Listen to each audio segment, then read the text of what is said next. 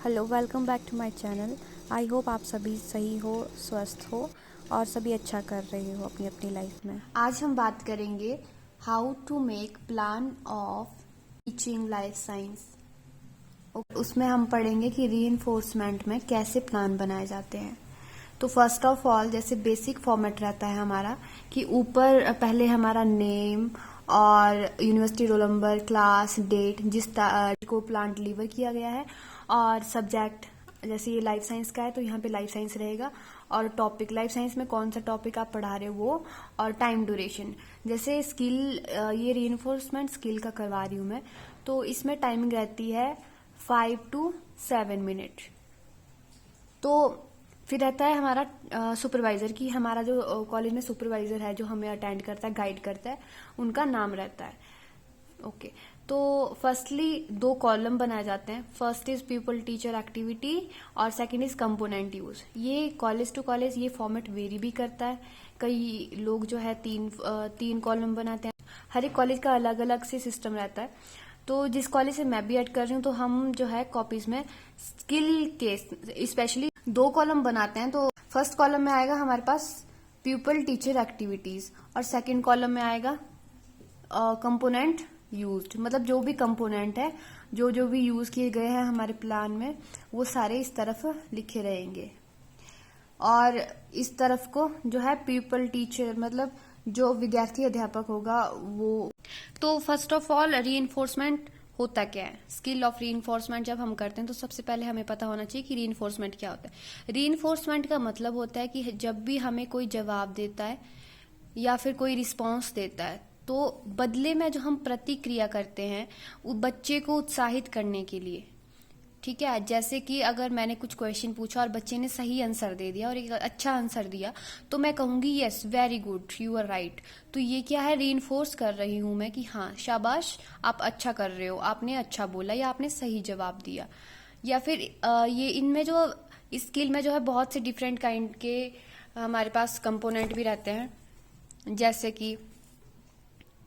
जैसे यहाँ पे हमारे पास है, यहाँ पे है, जब पूरा प्लान बन जाता है तो लास्ट वाले पेज पे जो है हमारे पास एक कंपोनेंट का चार्ट रहता है और उसके आगे रेटिंग स्केल रहती है। रेटिंग स्केल में हमारे पास 0 to 6 तक के नंबर्स होते हैं, जिसमें कि जो टीचर हमें नंबर देता है कि आपका प्लान कैसा था, ठीक है।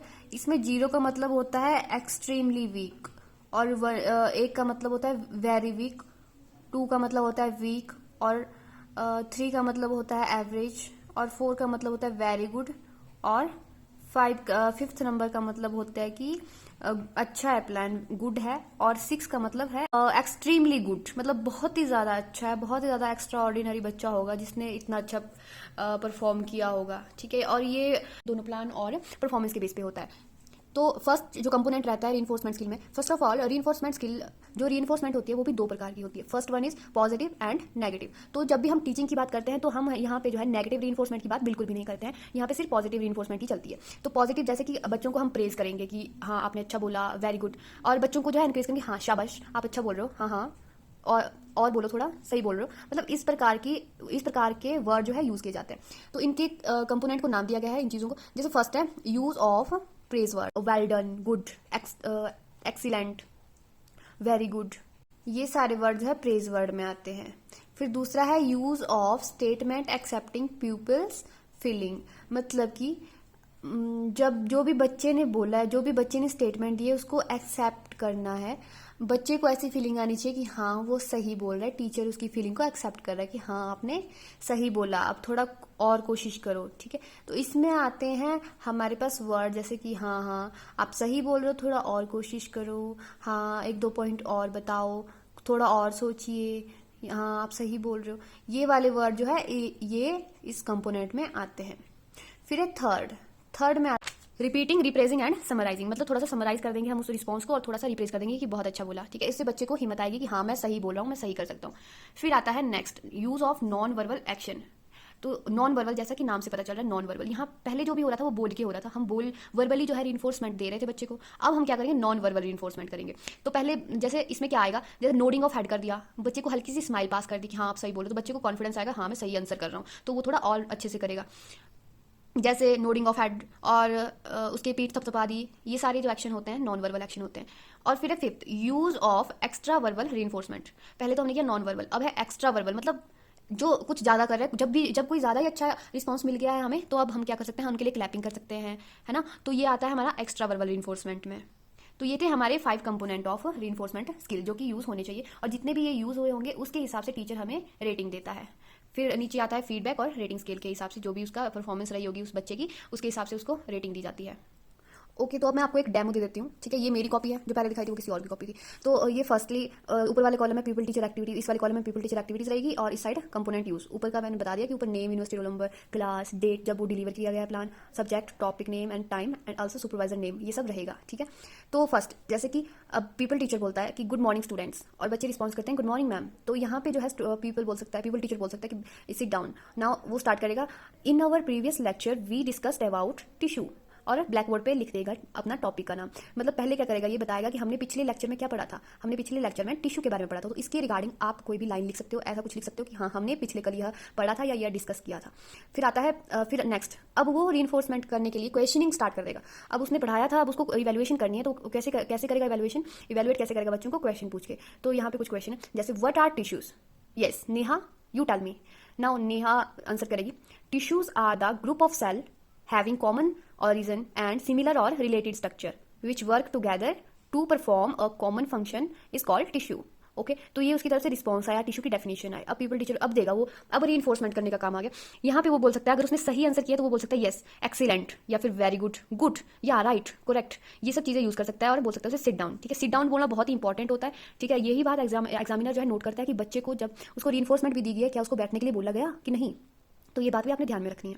दूसरा है नेक्स्ट क्वेश्चन है फिर या फिर ये जो है रिपीट कर रहा है टीचर। यहाँ पे कंपोनेंट, जैसे फर्स्ट में वेरी गुड यूज किया है मैंने, तो यहाँ पे लिखा है मैंने यूज ऑफ प्रेज वर्ड, ठीक है। ये कंपोनेंट आएंगे यहाँ पे कि कौन सा मैंने यूज किया है, तो ये प्रेज वर्ड है, तो यूज ऑफ प्रेज वर्ड उन्हीं 5 कंपोनेंट्स में आएगा जो मैंने आपको उस टेबल में बताया था। नाउ यहाँ पे किया है रिपीटिंग, रिप्रेजिंग एंड समराइजिंग वाला कंपोनेंट यूज। तो यहाँ पे क्या कर दिया, अब टीचर को लग रहा था कि यहाँ पे नीड है कि इतनी बड़ी डेफिनेशन है, तो चलो किसी बच्चे को फिर भी समझ ना आया हो तो मैं खुद से रिपीट कर देता हूँ कि tissue is a group of cell which have same origin and perform same function. ये इजी वे में वो कर देता है, जो ऊपर वाली डेफिनेशन जो बच्चे से आती है उससे इजी तरीके में और थोड़े समराइज तरीके में उसको रिपीट कर देता है। And number of tissue make organ, और थोड़ा सा बता देता है कि जो टिश्यू है बहुत सारे, उनको वो बहुत सारे इकट्ठा होकर क्या बनाते हैं, ऑर्गन बनाते हैं। तो ये था रिपीटिंग एंड रिप्रेजिंग समराइजिंग कंपोनेंट।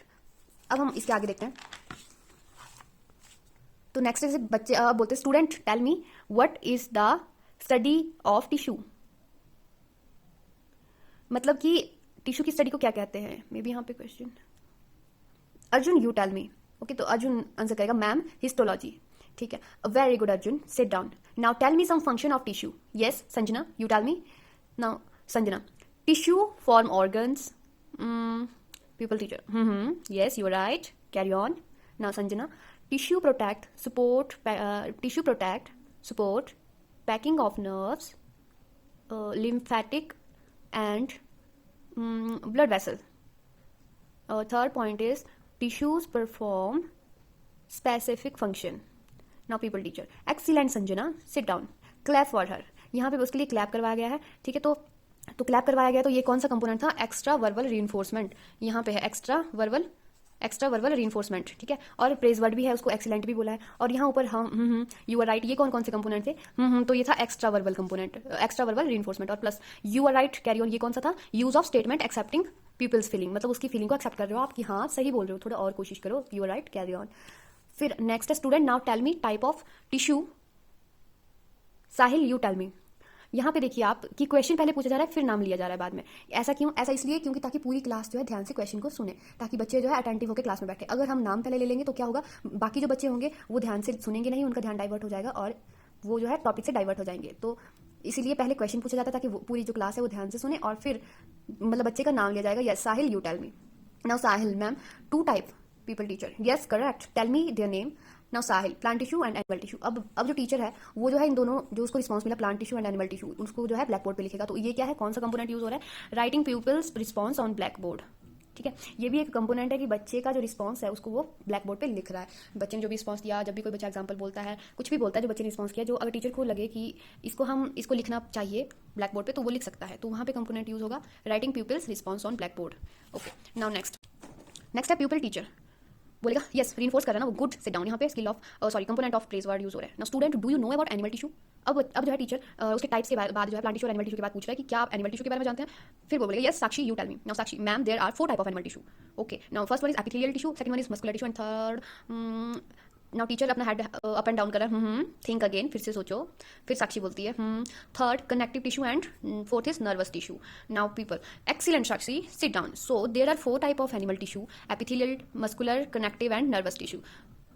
तो आज हमने ये पढ़ा, बाकी अगला चैप्टर हम कल से स्टार्ट करेंगे। थैंक यू, या फिर इसकी जगह आप सीधे डायरेक्टली थैंक यू भी बोल सकते हैं। और अपना अगर आप क्लास में तो वहाँ पे आप अपना नया टॉपिक स्टार्ट कर सकते हो, लेकिन प्लान यहीं पे खत्म हो जाता है। और 2 ही आप देख रहे होंगे कि ये वाली साइड 1 2 3, ये 3 साइड ही भरेगी इसकी। तो जैसा आप देख सकते हैं कि इसमें जो है पूरे 2 पेजेस यूज हो रहे हैं, ये फर्स्ट वाला और ये सेकंड, और इसमें भी यहीं तक आएगा और यहाँ पे एंड हो जाएगा। और इस वाले लास्ट वाले पेज पे जो है यहाँ पे रहेंगे कंपोनेंट्स, फीडबैक और रेटिंग स्केल और टीचर सिग्नेचर और टीचर की फीडबैक रहेगी। तो this is all about skill of reinforcement. किसी को कोई डाउट हो वो कमेंट सेक्शन में जरूर कमेंट करे और मुझे बताए कि मैंने जो एक्सप्लेन किया आपको समझ आया या ना आया, आपको कौन सा पॉइंट कहीं पे कोई गलती लगी हो, या फिर कुछ आप ऐड करना चाहते हो इसमें, प्लीज़ मुझे जरूर बताइए। लाइक करें, शेयर करें और बेल बटन को दबाएं अगर आप नए हैं। और मुझे कमेंट में जरूर बताइएगा कि नेक्स्ट वीडियो में किस पे बनाऊँ, कौन से टॉपिक पे बनाऊँ। Thank you.